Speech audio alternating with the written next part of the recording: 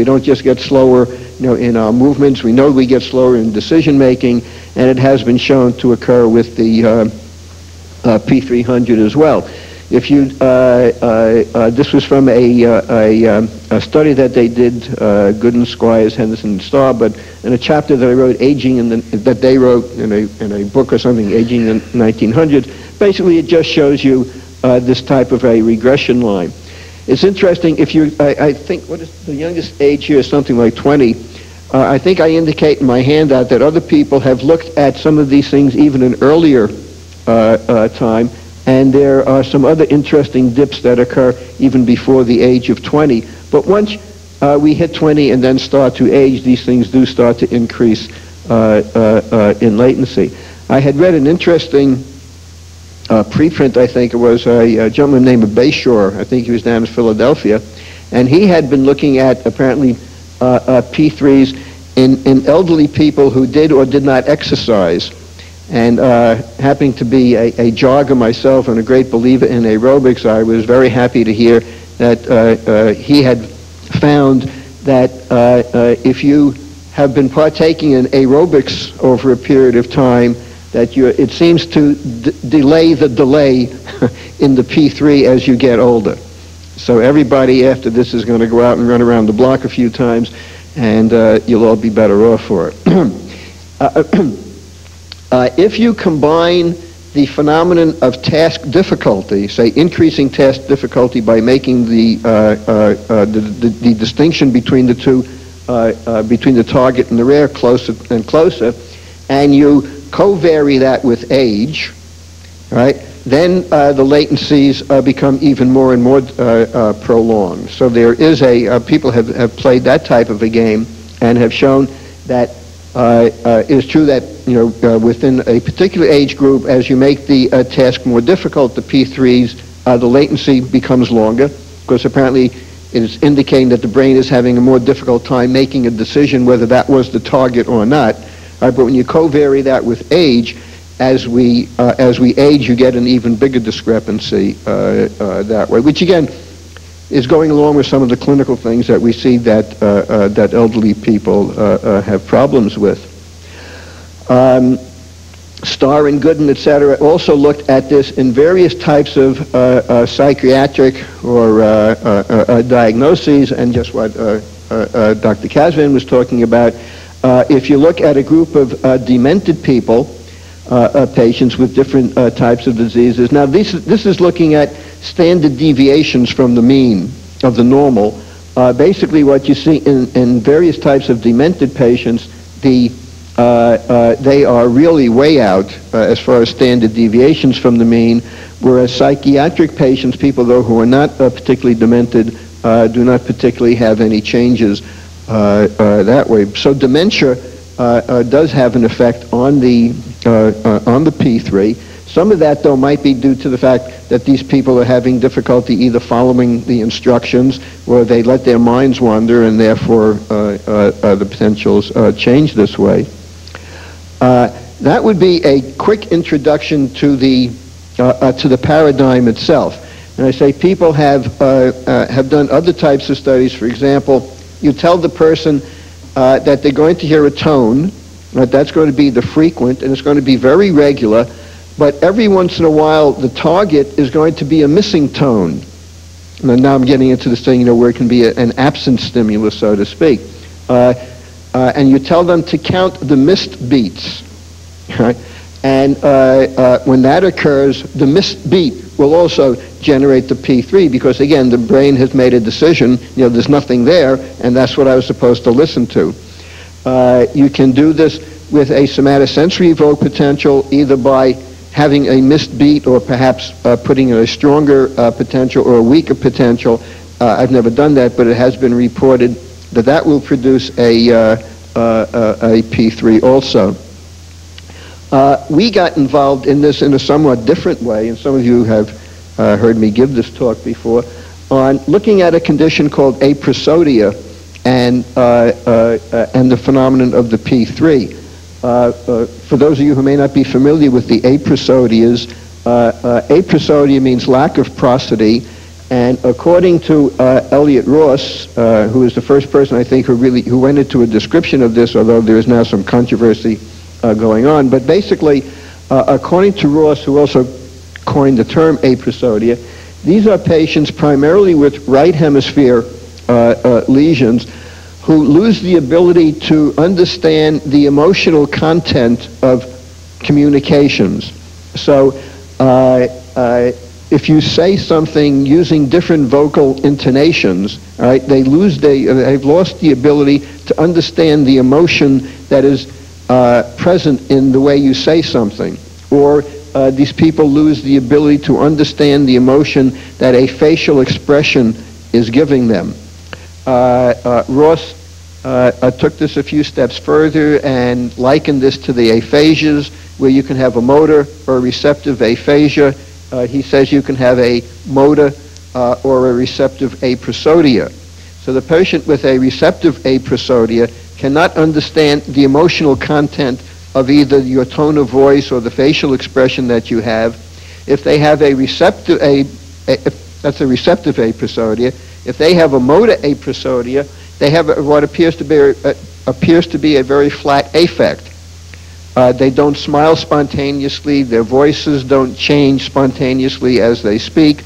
They're sitting in their wheelchair, perhaps looking very depressed, obviously. And Ross has some videotapes of these people. The person is sitting in their chair, a left hemi, something like this.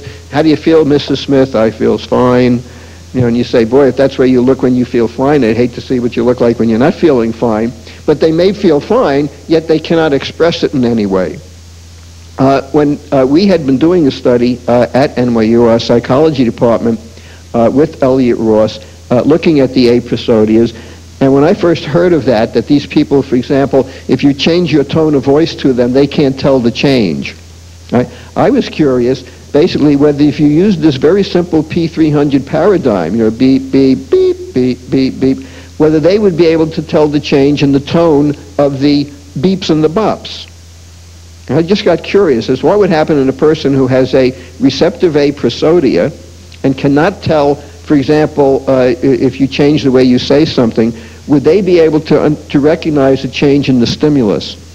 Just very quickly, if you're looking for a receptive aprosodia, you can take a simple sentence, such as I am or we are going to the movies. Right? You can make that a simple declarative sentence. We are going to the movies.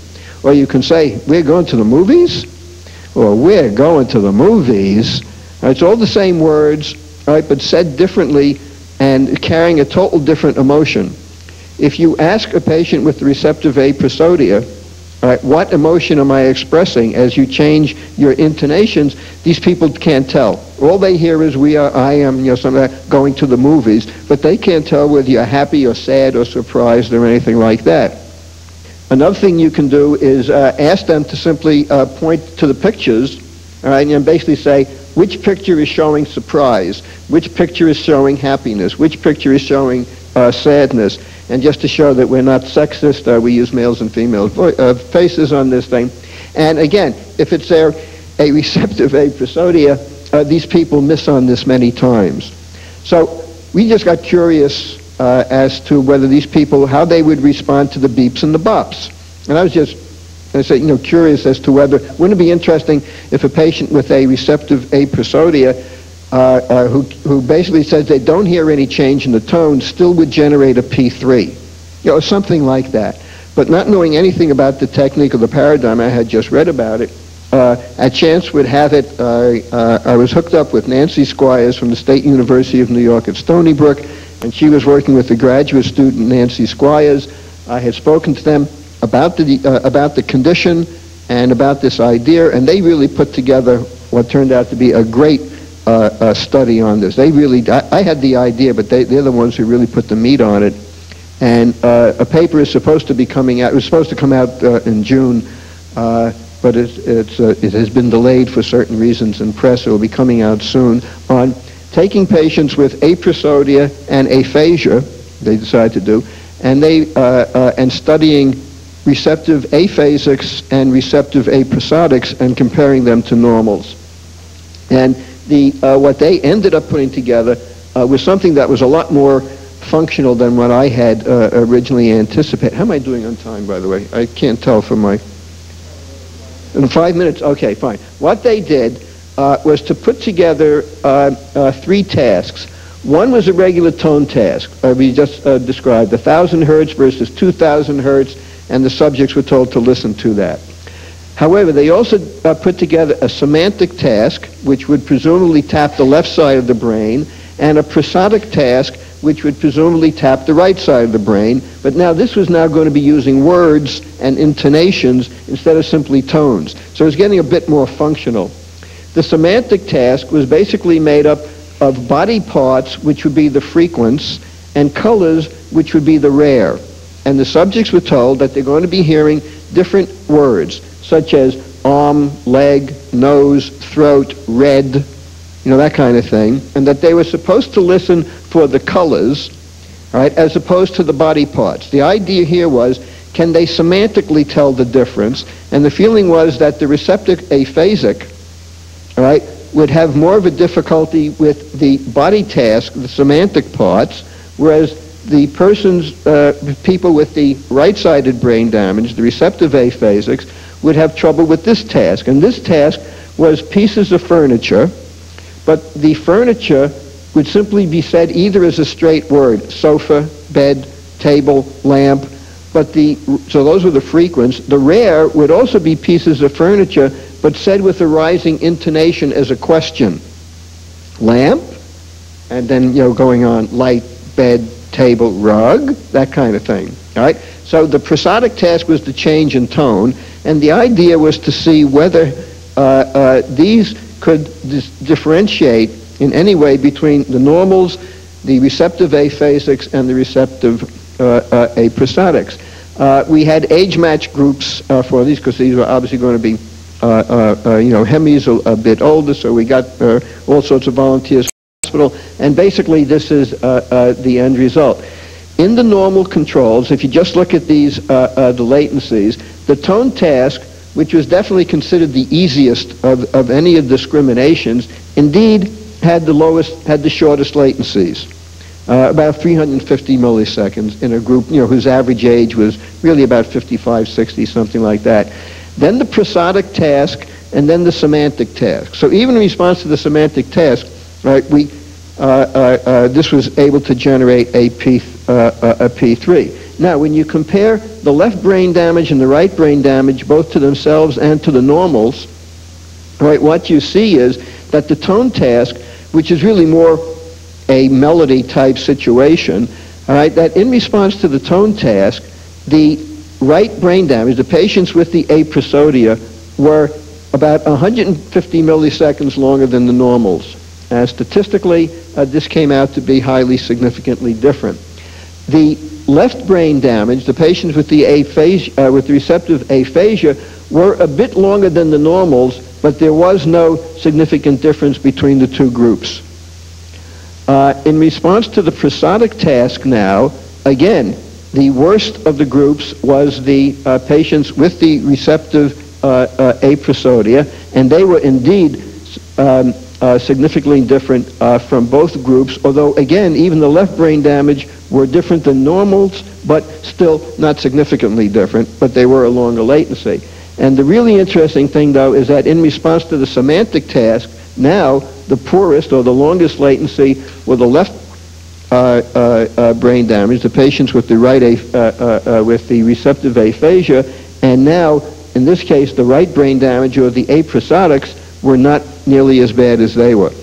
So it really worked out from this standpoint quite nicely in distinguishing the groups. Nancy and Donna then went on and they had collected some CT scans. We had some neuroradiologists involved with this thing. They're trying to put this thing together also with site of lesion, etc. Shortly after we finished this, and I guess this would be about the last thing I can say, so I can't tell you about our head injury study that we're involved with now, but a few years ago a paper came out in Science which was somewhat related to this, and the paper's titled Knowledge Without Awareness, an autonomic index of facial recognition by prosopagnosics.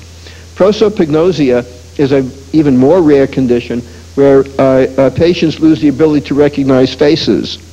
And what this study was as follows. These people had shown, this is from the University of Iowa, it turns out, these people had shown that when you flash pictures in front of people, slides, all right, and if it's a face that the person recognizes, it's my mother, my father, President Reagan, whoever it might be, this was done when Reagan was still president, there's a galvanic skin reflex change that occurs. There's a change in the GSR in response to facial recognition. That if you show a face that the person never saw, all right, the GSR doesn't change. What these people had done here was that they took, I think in this paper, they had 2 patients with prosopagnosia who didn't recognize faces. These people, by the way, know who they're talking to through other sensory channels. If they hear your voice, they'll know, oh, you're my son, my daughter, my husband, etc. So they know who you are that way, but they don't know who you are by your face or by a face that you should know. What they showed here, though, was that in spite of the fact that these people clinically didn't know who they were talking to or listening at, or looking at, I should say, they still showed the appropriate galvanic skin reflex change. So it was as if the information was coming into the central nervous system. The central nervous system was making some sort of a recognition, so they got the appropriate galvanic skin reflex change, but the information never got higher up to higher centers so that the person said, oh, you're my, so-and-so. It was interesting because it was somewhat related to what we had thought we might be seeing in the aprosodics. I gave a talk similar to this a few years ago in Puerto Rico, and John Kimura was in the audience. And John, at the end of the talk, raises his hand and he says, well, he happens to know about a bit about this study and a few more because this was done at the University of Iowa. I said, I just have to tell you a story about another patient that had come in. A patient came into their neurology clinic. The man was a farmer. And his complaint was, these people don't usually show any hemiplegia or other, other signs of a problem. But this farmer had come in complaining of the fact that he couldn't tell his cows from one another. And of course, that usually gets a bit of a chuckle, you can't tell your cow, big deal. But to a farmer, that is important, apparently, because I never knew this. Some cows are milked in the morning and some cows are milked in the evening. And farmers who don't have other people to work for them have to know which cows they did milk or which cows they didn't milk in order to milk the appropriate cow. And these people can actually tell cows from one another. So that was his complaint. The neurologist, when the patient complained about this, apparently the neurologist said, gee, this might be a form of prosopagnosia. Right? It's a facial recognition. So he says to the farmer, well, tell me, what about your wife? Can you recognize her when you see her? And he says, no, but that doesn't bother me. These 2 dipoles to be in symmetrical places in the 2 hemispheres. One winds up with dipoles that look like this, that are more laterally placed than that first dipole I showed you, and could well be sitting in the ipsilateral and contralateral motor cortex. These dipoles can explain most of the activity just before movement onset. So what I've been showing you is that there is good reason for thinking that the activity just before movement onset is coming from primary motor cortex. It is somatotopically related, and with this dipole analysis one can show that the activity is likely to come from there.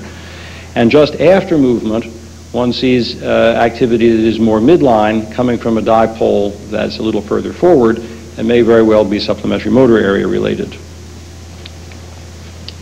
So those things being the case, it looks like then we can get a probe of activity from these parts of the brain. Now I go back to the PET scans, just to make sure that we understand the sort of analogies that I've been trying to draw here. I've been showing you in the PET scans that there are 2 very active areas in cortex when one is making voluntary movements. There is primary motor cortex and there is supplementary motor area. And we can see from the analysis of the movement-related cortical potentials that we can explain most of it by potentials that appear to come also from these 2 regions. The PET scan then gives us information about where it is, And we think that the movement-related cortical potentials will tell us the timing of this type of activity. Now let me show you a couple of examples of how these things fall apart in different disorders of the motor system.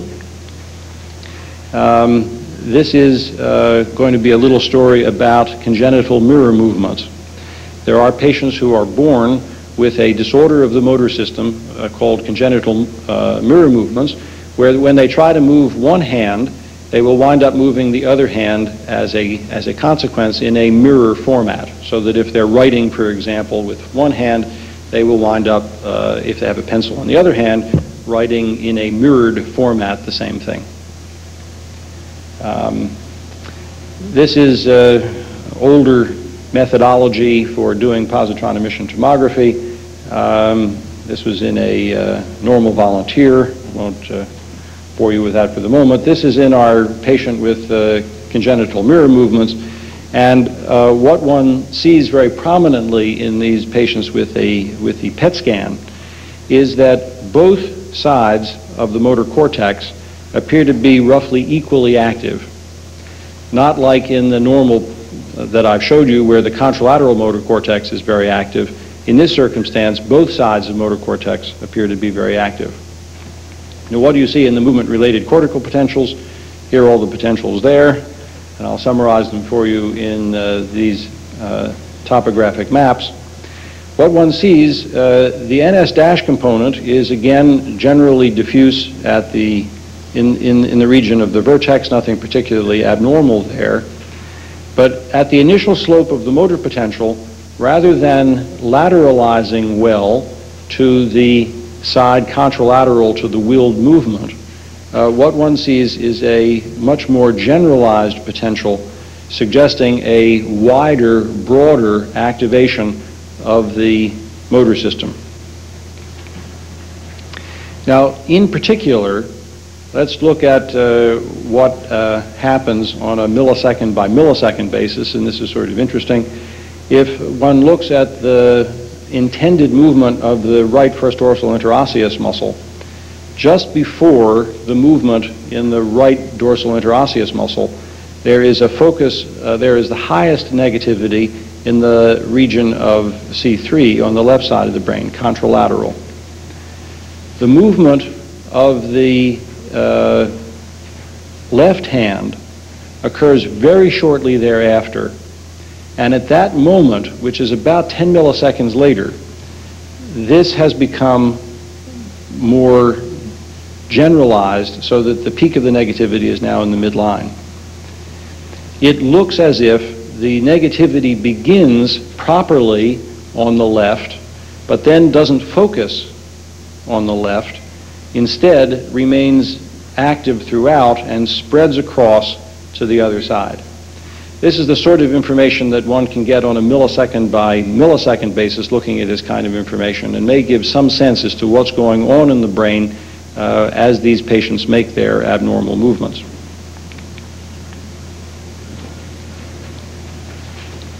Now let me tell you a word or two about two other circumstances relatively quickly. The first is Parkinson's disease. Parkinson's disease is a disorder in which movements are very badly abnormal by virtue of being slow, weak in force, and a variety of other things. And people have been studying these movement-related cortical potentials in Parkinson's disease for some time, trying to make some sense as to what they could be telling us about what is going wrong in Parkinson's disease. One of the problems has always been in interpretation of this data is that the sources of these movement-related potentials have not been clear, and hence the interpretation of the abnormalities has been confused. In any event, I think that most people now believe that the Brightshoff potential, that slow negative component, is in fact abnormal in Parkinson's disease. This was a matter of debate for a long time, and one of the problems was that it turns out that the Brightshoff potential component is very sensitive to a number of things. It is sensitive to dopa dose, and whether the Parkinson patient is on or off. So if the patient is getting DOPA and is doing relatively well, the Brightshoff potential is higher, and if they're off DOPA and not doing so well, the Brightshoff potential is lower. It also is the case that the Brightshoff potential tends to diminish with age, and a number of the early studies didn't properly match patients for age and got somewhat confused in that regard as well. This is just a quick example to show how the amplitude of the Brightshoff potential changes whether a patient is on or off L-DOPA. Here, for example, at the recording at CZ, the Brightshoff potential here went off, clearly shows less negativity than went on. When one takes all of these things into account and has the patient properly medicated and whatnot, is the Brightshoff potential abnormal? And there is a feeling now in the most recent study by Dick and others in 1989, this is from the Marsden group in London, that there is in fact an abnormality of the Brightshoff potential, so that it rises slowly here, but eventually picks up, so that by the time that one gets to the peak of the motor potential, it is now normal in amplitude. The interpretation of this is not yet quite clear. I show you these as facts, but I must say I don't quite understand how this comes about. One of the difficulties that I have is that I'm not completely sure yet where the Brightshoff potential itself is coming from. I've given you a great deal of information, which I think seems to be true, about these components right around movement onset, but the Brightshoff potential itself, this slow negativity, is still a little confusing to me. Let me show you what happens to the components right around movement onset in patients with Parkinson's disease. And this is such an example on this slide. This is the right and the left side of a patient with hemi-Parkinson's disease. Let's just look here at the top. This is the initial slope of the motor potential with right-hand movement, the initial slope of the motor potential with left-hand movement in a patient with very bad Parkinson's disease on the left side. You can see that the topography of the motor potential here is fairly good, but that it falls apart over here. It becomes much more diffuse.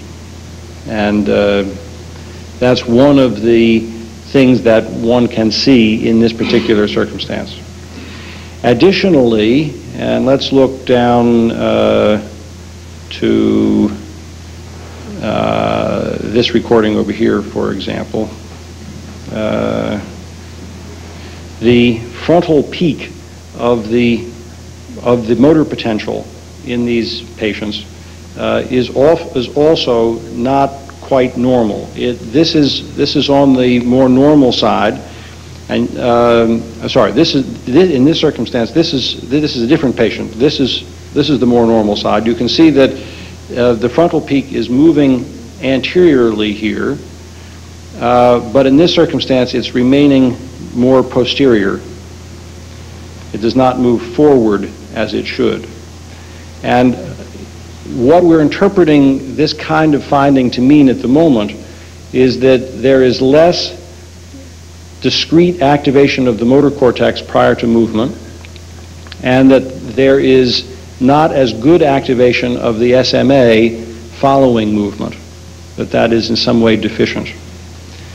And in fact, it has been demonstrated in evoked potential studies. As you perhaps know, Rossini and colleagues have reported in Parkinson's disease a diminished amplitude of the frontal N30 component, which they believe correlates with Parkinson's disease and may reflect a similar kind of abnormality to the failure of the frontal peak of the motor potential to move forward. Similar types of abnormalities are seen in patients who have cerebellar disorders. In fact, it's very similar indeed.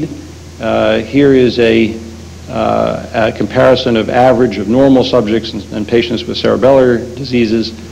One sees here the normal subjects, the initial slope of the motor potential for a left index finger movement is highly focused. In the cerebellar patient, it's not so well focused. And the frontal peak of the motor potential in the normal subjects moves anteriorly, and in the cerebellar patients, it doesn't move so far anteriorly. So one sees a similar type of abnormality, a less strong activation of motor cortex and a less strong activation of supplementary motor cortex, presumably if one can believe this type of information. Currently, we are doing positron emission tomography in these patients as well to get some sense about activation of different parts of brain in these same subjects. Well, it's hard to explain how the brain works in making voluntary movements. We and of course many other people have been sort of struggling with this problem for a long time. I think we're beginning to make some sense now of where these movement-related cortical potentials come from. One can begin to get some information in different motor disorders how these potentials are falling apart, which may tell us something about the pathophysiology of the condition. In relation to clinical work, I think it's a little premature to get involved with this at the moment. There are potentials here. Sorry, that's sort of a pun, isn't it? There is the possibility of eventually using tools like this to study different types of problems. For example, the amplitude of the Brightschaft potential may be a good measure of the quality of treatment of a patient with Parkinson's disease. It may be in other circumstances that one may be able to do diagnosis or help out with diagnosis by finding a particular abnormality in a patient with a different movement problem as to what's going on. But I still think at this point it is a little bit premature to use these in the clinical laboratory, but you can see where we are with the state of the art at the moment. Thank you.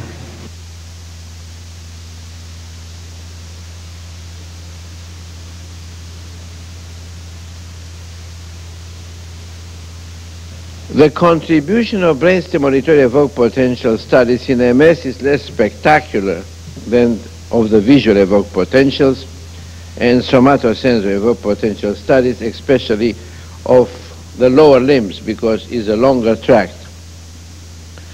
The indication for doing brain stimulatory evoked potential studies in patients suspected of MS is when there are definite lesions outside the brainstem, and we are looking for another unsuspected lesion. And then, of course, if we can gratify the referring neurologist with the result of a BAEP abnormality, he's happy because he has an unsuspected lesion. Does it make sense to inform the neurologist what he knows already, namely that there's something wrong with the brainstem when he knows this, and you have a definite case of MS. In this case, on one hand, he knows this is MS. On the other hand, you reduplicate his information. It's interesting to know that in a large series of 466 patients, 40% or so showed abnormalities on brain stimulatory evoked potential. But this percentage varies between 21 and 50.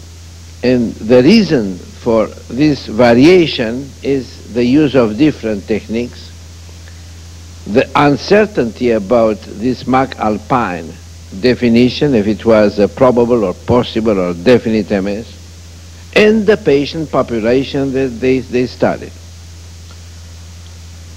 In brain stimulatory evoked potentials used in diagnosis of MS patients, there is no definite abnormality to speak of, since the lesions are scattered by definition, sclerosis in plaques. The upper pons can be involved, the lower pons can be involved. You can have wave 5 missing, or here, in an extreme case, you can have all the waves missing except wave 1.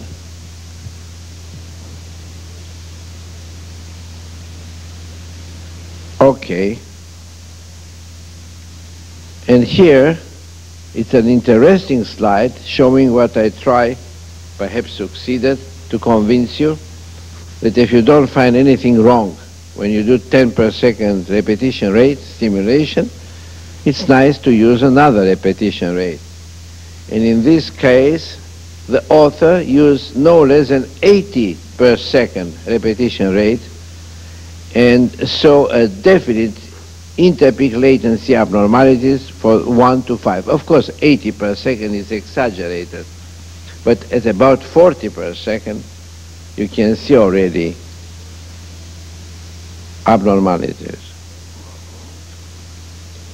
And this is a table which was from Chiapa, in which is a study of definite, probable, possible, and total evidence of clinically unsuspected lesion. And BAR alone made diagnosis in 4 definite, 6 probable, 5 possible, total of 15. While the VER alone did it in 61. But here, in this picture of unsuspected lesion, it's interesting to see that BAR are better than SCPs. And what can be the reason? Most of the patients are coming with symptoms in the somatosensory area.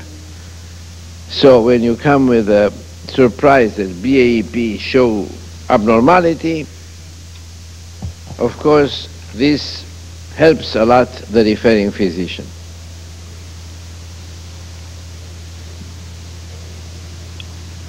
The area of greatest success diagnostically of the BAEPs is no doubt tumors, and especially cerebellopontine angle, CPA angle tumors, and especially acoustic neuromas. 6,000 acoustic neuromas were studied, and until very recently, I say very recently, there was no negative study when acoustic neuroma was proven to be there.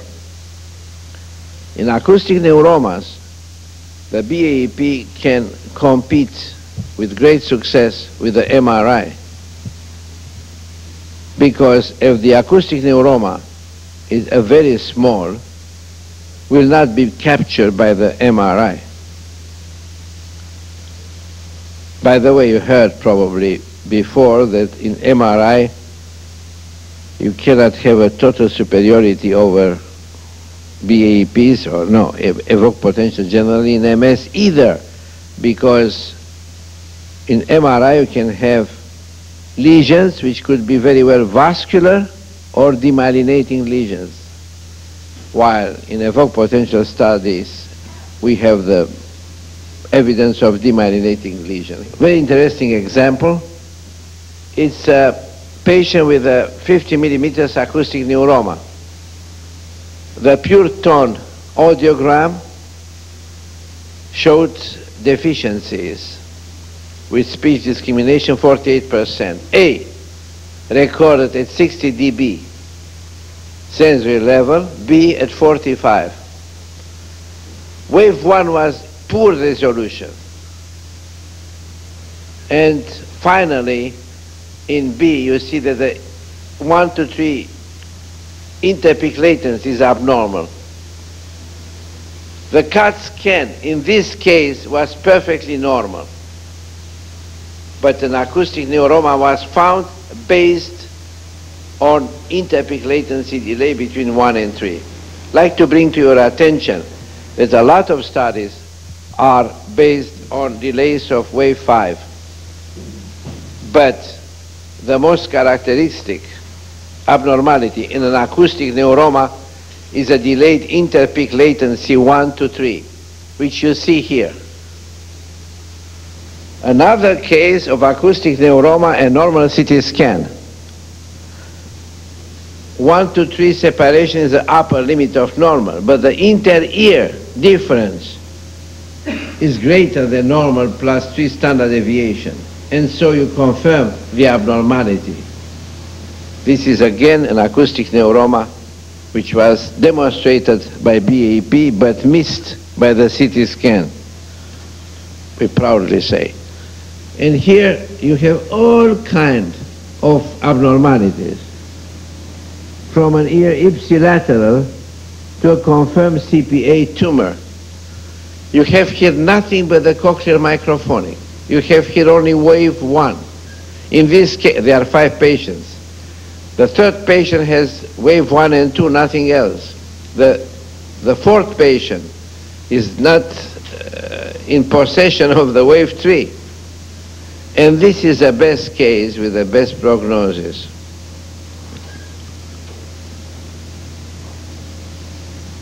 Acoustic neuroma, extremely large, is seen here, and is wave 1, and no other defined, clearly defined waves, large acoustic neuroma.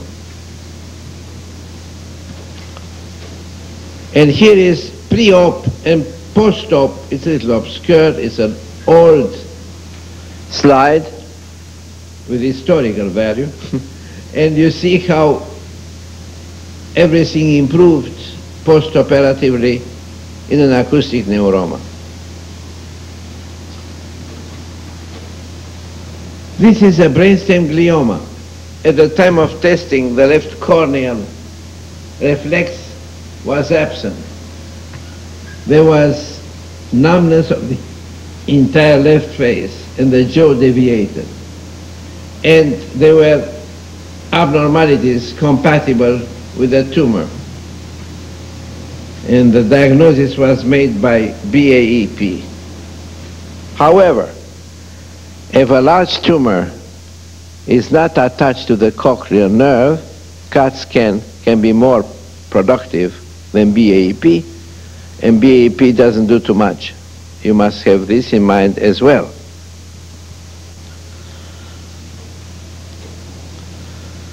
These are children with left pontine glioma, one case, another pontine glioma. It's just to show you the variety of abnormalities happening, especially missing waves in CPA tumors. This is a moderate size acoustic neuroma where interpeak latency 1 to 5 is delayed, because attention should be paid to even minute changes which can determine the severity of disease. It's a very sensitive test, but attention should be paid, as I said, even to the latency delays which don't have to be spectacular. Okay, here is a case when wave 5 is delayed contralaterally. And as I tried before to convince you, there are only ipsilateral lesions in testing brainstem auditory evoked potential.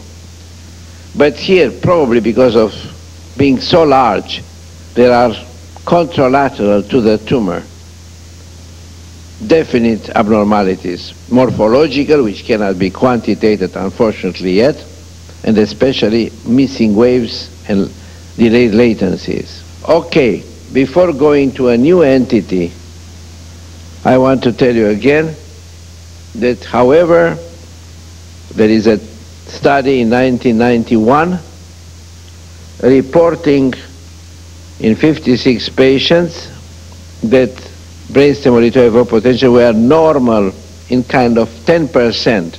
However, acoustic neuroma was found in these cases. This is the first time that such occurrence is reported.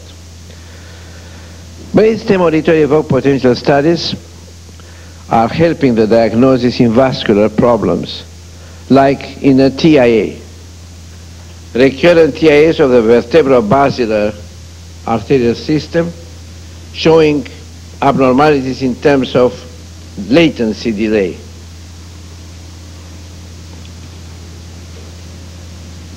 Amniotic embolism affecting the brainstem and matching a locked-in syndrome, pinpoint pupils, ocular bobbing, absence of corneal reflex provided evidence of the brainstem lesion, and correspondingly you have no waves 3 and 4 and 5. Of course, Dr. Gliblin will tell me, we knew already that something is severe here, you don't need. But why shouldn't you have an objective evidence? Okay, strokes with full recovery and recovery also in the way the brainstem auditory evoked potential look. These are severe conditions, asphyxia reported by Hickox, and these are metachromatic problems, normal A's, metachromatic leukodystrophy with all severe problems, severe abnormality of the big AEP. This is the brainstem auditory evoked potential in a progressive adrenoleukodystrophy from the beginning to the end, with a totally deterioration of the waves, and the patient, of course, deteriorating similarly and diseased. Alcoholism. Begleit and Porges in Brooklyn, it's a nice area in New York, did a study in alcoholics, chronic alcoholics, and found delays. Now, delays in the interpeak latencies in alcoholics can be attributed to the fact that you have a lowering of the body temperature, which I said is present. And this can explain the findings. There are, however, findings in long latency potentials which cannot be explained. It's a recent study showing delay in long latency potential, the late potentials, in alcoholism. And here I have another example, if I'm not wrong, but who can see it, of alcoholism and a lot of delay in the peaks. Another condition is prematurity, a neonate, 37 weeks gestational age with abnormalities in the auditory evoked potential, brainstem type.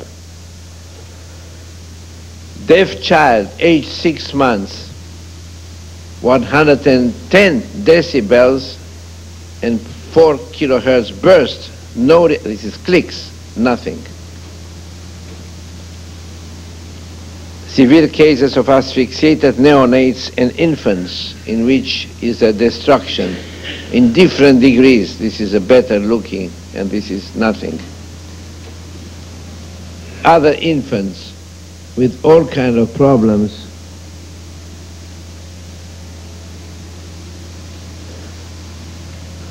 In severe hearing problems,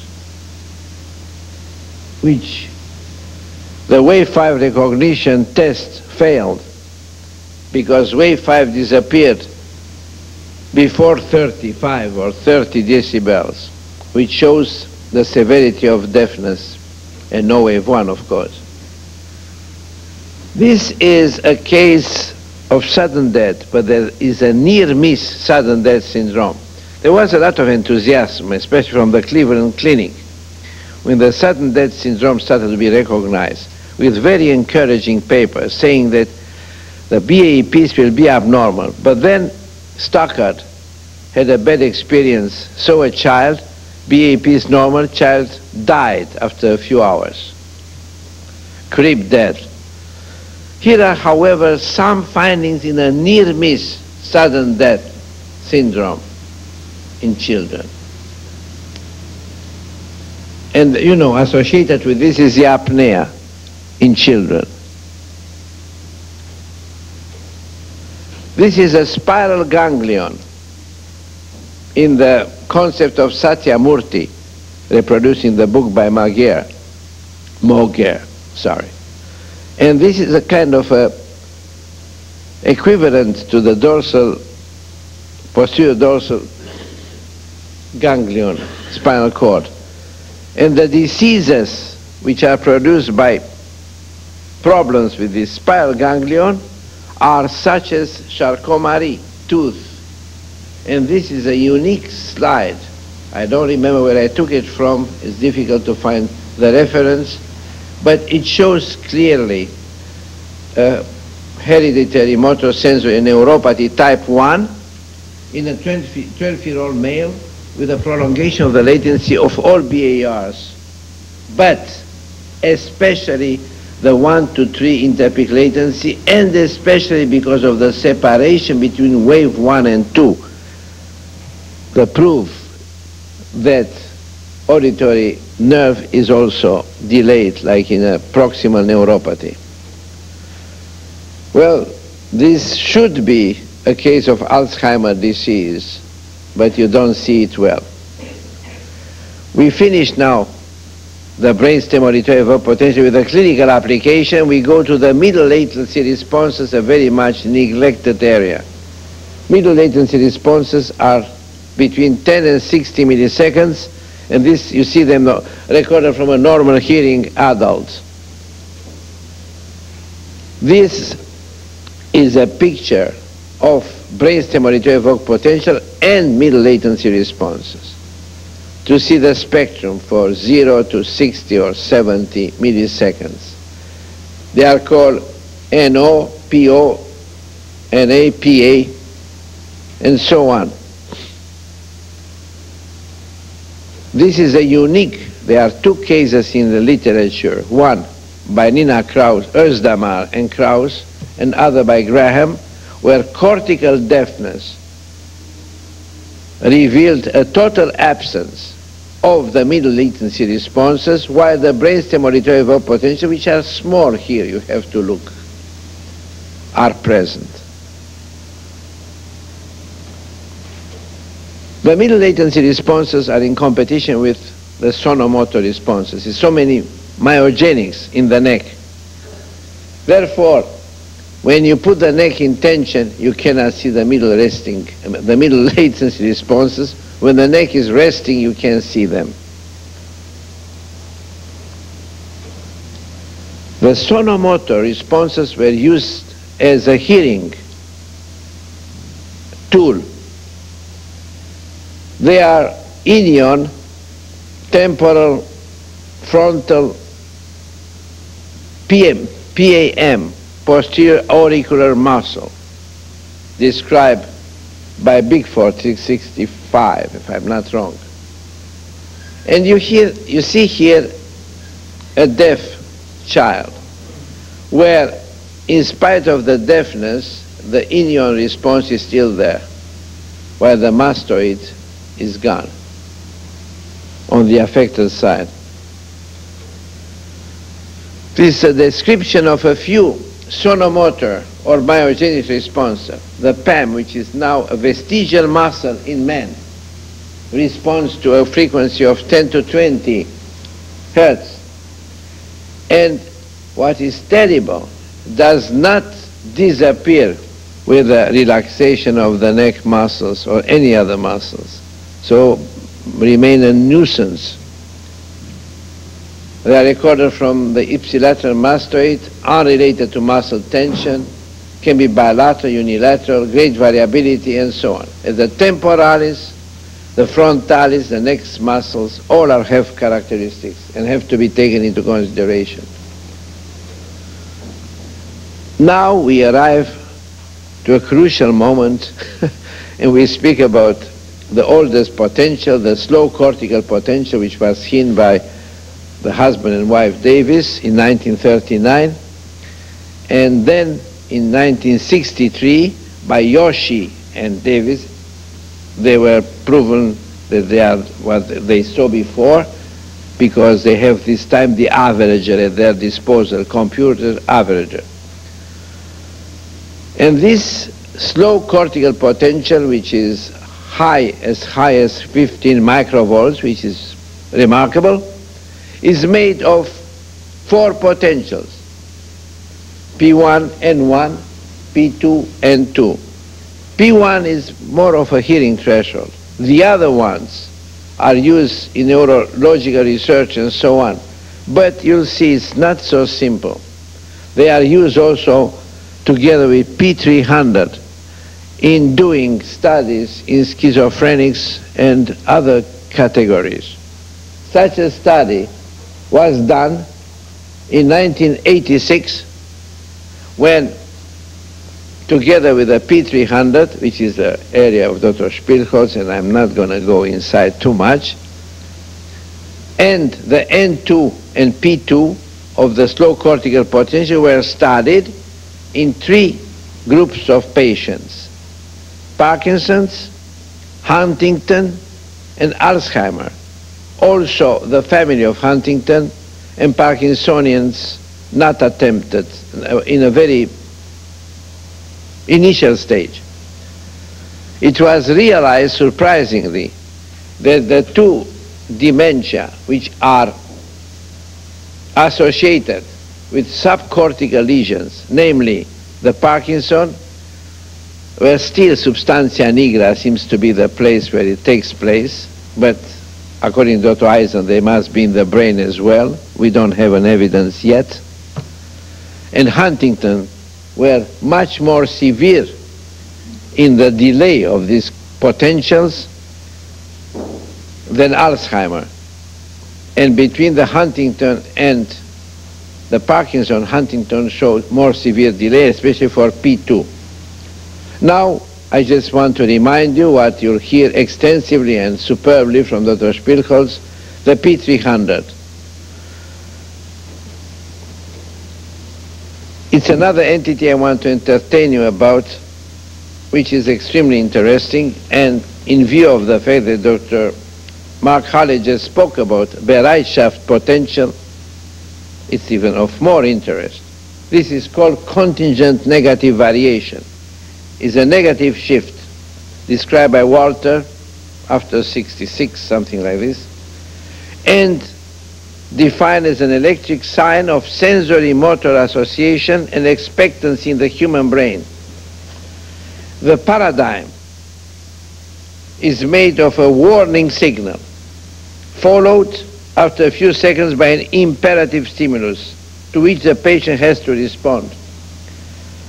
In audiometry, they use a light. First, the patient hears a sound.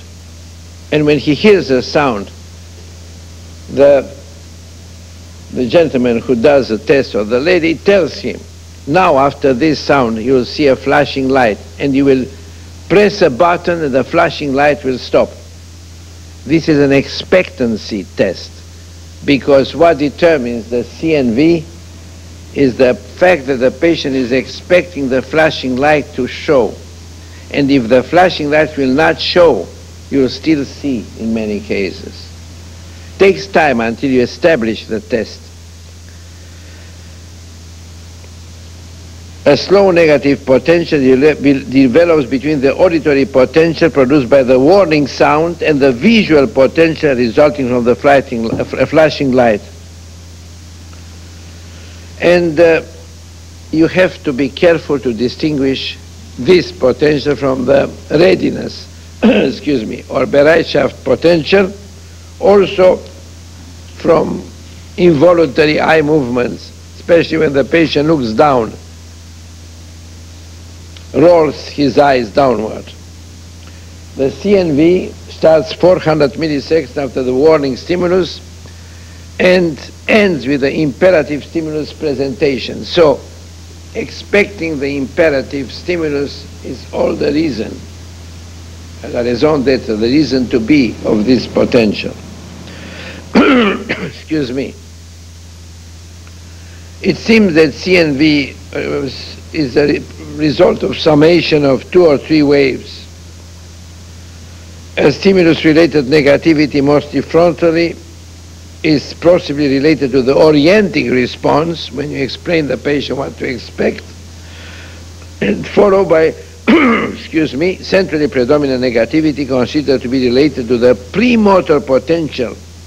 See, think of Bereitschaft is also a motor type of potential, associated with the motor response. A shorter reaction time increases the amplitude while drowsiness decreases it. So it's another test which could be very helpful in psychiatric problems, but is used mostly in audiological tests and the measure of hearing. There is another potential, sustained potential, and there is a galvanic skin response, but they are not clinically useful at the present. Therefore, I just want to end by saying that brainstem to evoke potentials are used exhaustively, and possibly more research and more attempt afterwards of clinical application should be done for the longer latency potentials. Thank you for your attention, which was in a trial with my 2 lectures. Thank you.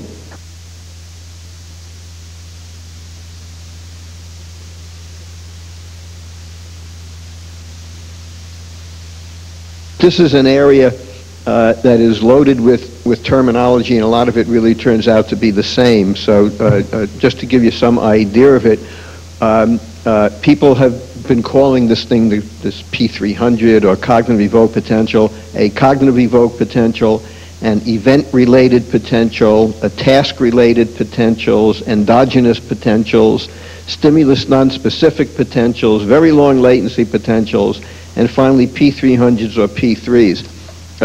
Just as the literature evolved in this field, people were giving it different names, and then it was found out that many of these things really mean the same thing. So fundamentally, it's not that all of these things are different. They're really basically the same. And what I'd like to do is explain a little bit more detail what some of these names mean, and then we'll go into the paradigm for recording these cognitive evoked potentials. A lot of this area makes more sense once you understand a little bit about the equipment that is needed and basically what the subjects are asked to do. Just one thing about these so-called evoked potential categories. Sometimes people divide these up into the exogenous and the endogenous, and those names have come up every once in a while. So just that we understand what is meant. And an exogenous potential generally is determined by the sensory characteristics of the stimulus presented. By that it means an exogenous potential would be, for example, the somatosensory, when you use a specific stimulus of electrical shocks, an auditory or a visual. In other words, basically these things are stimulus specific. As far as we know, they are received by specific receptors, and they are carried with a relatively short latency, relatively speaking, to specific regions of the brain. All right, so they are exogenous because they come from the periphery and basically are brought in, received by specific receptors, and then go to a specific part of the brain. Endogenous potentials, on the other hand, reflect the subject's cognitive reaction to the stimulus presented. In this case, the subjects are told about, basically the subjects are instructed, and depending on what the instructions are, how they react now to the stimulus, all right, is the next stage. So these are the endogenous potentials, whereby the subject is following a particular strategy, so to speak, in order to make a decision about the stimulus. So it's not the stimulus itself, it's a reaction that the subject is told that he does or doesn't make in response to the stimulus. These stimuli are usually called stimulus nonspecific because, as you'll see, you can record these P300s in response to either auditory stimuli, somatosensory, or visual, and indeed we'll even tell you that if the paradigm includes an absent stimulus, that can also generate a response. And you'll see, I think, what I mean as we go more along with the paradigm. So if you can get a potential from the brain in response to an absent stimulus, all right, then this is really stimulus nonspecific. So these are basically reactions that now occur after the brain has processed the original stimulus, which would be an exogenous stimulus of some sort, but then the brain makes a decision based on that stimulus, depending on a particular paradigm, and then you get a potential generated in response to that reaction. So this is why these things have been called endogenous. I hope that makes sense. A P300 is the brain's response to an unexpected or rare stimulus among a string of frequent stimuli. And I'll explain to you what the subject is going to be told how to know whether it's unexpected or not. The subject generally must be actively attending to the stimulus. Dr. Lieberson 2 days ago told us something about P300s in response to somatosensory, where he said, the subject really wasn't particularly told that they have to be actively attending to the stimuli. In the paradigm that I'm going to be telling you about, the subjects are told and they have to be cooperating with you, so to speak, in that they have to be listening or concentrating on something. And it has also been shown that the more difficult the discrimination between rare and frequent stimuli, and again we'll define what we mean by rare and frequent, but the more difficult the discrimination, the longer the P300 latency. And so you see, you can start to play a lot of interesting games with this P300 paradigm, because if you make certain discriminations more or less difficult, you can change latencies. Because of this, usually most of these studies are done using auditory stimuli, because auditory stimuli are basically easier to control, so to speak. And we'll go over this a little bit more. Another way to look at this is that the cognitive evoked potential is a vertex positivity. It is usually recorded at its largest amplitude at the vertex, or sometimes it's called a vertex positivity, generated when the subject recognizes a change in an ongoing stimulus pattern. Since the subject recognizes a change, and this is the so-called target, this implies that the brain is actively processing or attending to the stimulus and then makes a decision about the stimulus. That's basically what I was just saying. The CEP is stimulus nonspecific because it doesn't matter what the actual stimulus is. It can be auditory, visual, or somatosensory. What's important is the change, that the subject recognizes this change. And this is why the CEP is also called an endogenous potential. It's also called a decision potential. It is not generated by the receptors or pathways as far as we know. And Terry Picton, who is sometimes described this as the aha potential. It's, when the person says, aha, that's what I was supposed to listen to. Now, the paradigm then goes something like this. Let's take this situation. The subject is explained that you're going to be putting earphones on, and they're going to be hearing certain tones coming out of the earphones. The tones are applied binaurally. This is not a situation where you put masking noise into one side and clicks onto the other. Basically, you tell them you're going to hear two different tones. And the reason why I use tones is that if the frequencies of these tones will determine their pitch. Right? And the further away these are in frequency, the easier they are to discriminate. So, for example, if you have your device set up such that you deliver tones of, say, 1,000 hertz and 2,000 hertz, or that would be their, the frequencies, the pitches are going to be fairly well separated, so you can make the discrimination relatively easily.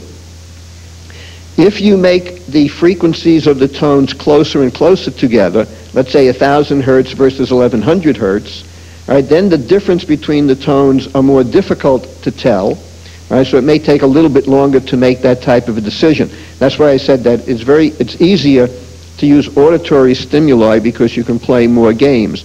So, for example, you would tell the subject that they're going to hear two different tones. One tone is going to appear relatively commonly and often. This is sometimes called the frequent or the non-target. Right? So For example, you tell them they're going to hear a tone that's going to go something like beep, beep, beep, beep, very monotonously. Every once in a while, in a totally random fashion, the tone is going to change. It's going to go higher, let's say. That will be the target or the rare tone. And what they're supposed to do is listen to these tones, and whenever they hear the target, right, or the rare tone, either they count it to themselves, or some people actually have them do a button press.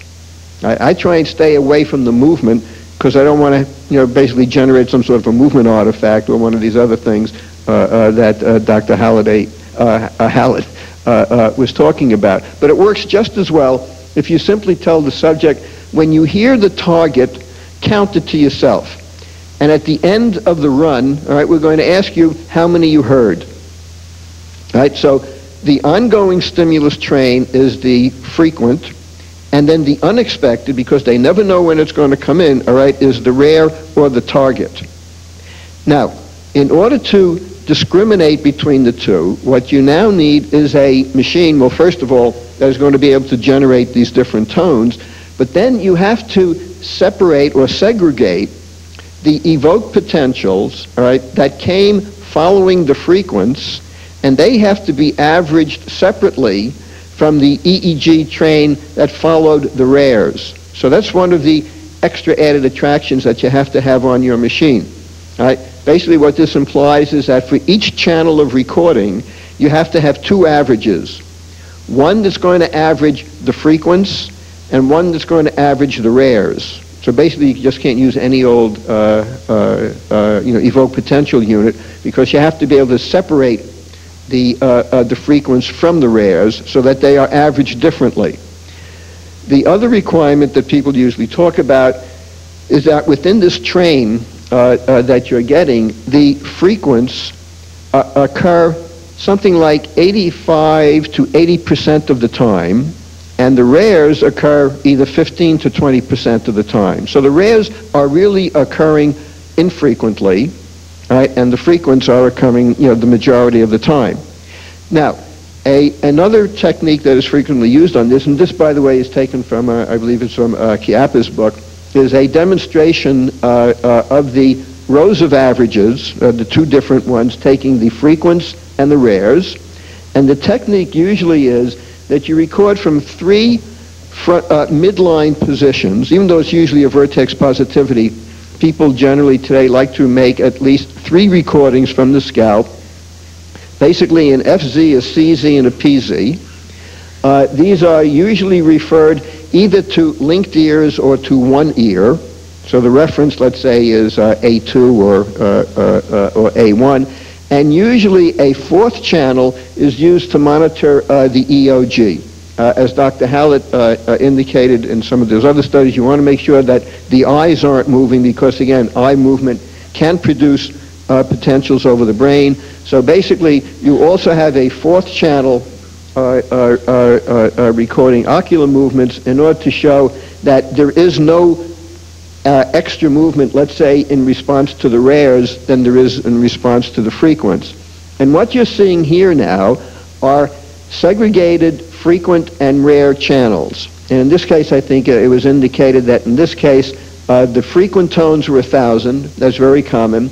The rares are 2,000. So that's a nice separation of tones. And in this particular case, I think out of 100 repetitions, the rares occurred 16 times, and the frequency therefore occurred 84 times. It's usually in that type of a ballpark, right? Roughly, say, 2080 or 1585, that type of situation. The interesting thing is that these potentials then basically can be recorded just in response to what are fundamentally 15 responses. These are usually pretty big potentials. These things measure a good number of microvolts. Now, what we're looking at here, again, these are repetitious runs, showing repeatability. And basically what you see here, in response to the frequency, all right, you do get some earlier potentials, sometimes in this case called the N1 and a P2. With this N1 is about 100 milliseconds later, so we're looking at things way after the brainstem auditory. All right, this is the overall sampling time here can be anywhere from 750 to 1,000 milliseconds. So you're really sampling out over a relatively long amount of time, which obviously is going to cut down your repetition rate. Because let's say if this is 1,000 milliseconds across, you may have these things being presented, say, once every 2 seconds or something like that. It's a lot slower than you're used to doing with brainstem auditories. But basically what you see here very nicely is that in response to the rares, these peaks over here are the P3 or the P300. You do not see them in response to the frequency, but in response to the rare, to the aha, that's what I was supposed to listen to, all right, you are generating this type of positivity, and basically what you see is that you can usually get them over all three recordings anyhow, although in general they tend to be larger either in the central position, the CZ position or the PZ position. They can be recorded frontally, obviously, but usually the frontal is a little bit smaller than the others. But fundamentally, you can use any of these. Many times, the rare is also a subtraction curve. You can have the machine actually subtract what this one was like from what this one was like, and then this is really the end result of that overall subtraction curve. Some people do not bother subtracting the frequency from the rares, some do. We have been doing, we've had our computer program that it will then do the subtraction of them. It seems to accentuate basically the P3. Now, the things that have been looked for here, fundamentally and mostly, has been the peak latency of P3. All right? And as okay, so that's your general paradigm for it, and this is just something from our own biologic, again, in response to the frequency, in response to the rares. We're just using a different machine. That's no big deal. Now, people have looked at this under a number of different circumstances. They've looked at that these P3s in response to using the variables of age and task difficulty. And not surprisingly, one of the things that was found, this is a Gooden and Starr people, Ken Squires, Nancy Squires, a number of people that have been working on this. And one of the most obvious changes that occur with the P3 is the response in aging.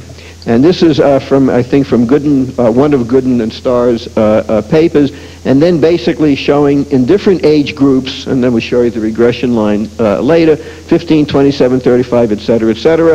If this is the average value where this dashed line is, as you see, as we get older and older, except, of course, for Dr. Lieberson, this response comes out later and later in time, so that fundamentally, by the time we're about 80 years old, this thing can now be out at around 400 milliseconds. And people believe that this is part of the overall slowing down process. We don't just get slower, in our movements. We know we get slower in decision making, and it has been shown to occur with the P300 as well. If you, this was from a study that they did, Gooden, Squires, Henderson, and Starr, but in a chapter that I wrote, Aging, that they wrote in a book or something, Aging in the 1900s, basically it just shows you this type of a regression line. It's interesting, if you, I think, what is the youngest age here is something like 20. I think I indicate in my handout that other people have looked at some of these things even in earlier time, and there are some other interesting dips that occur even before the age of 20. But once we hit 20 and then start to age, these things do start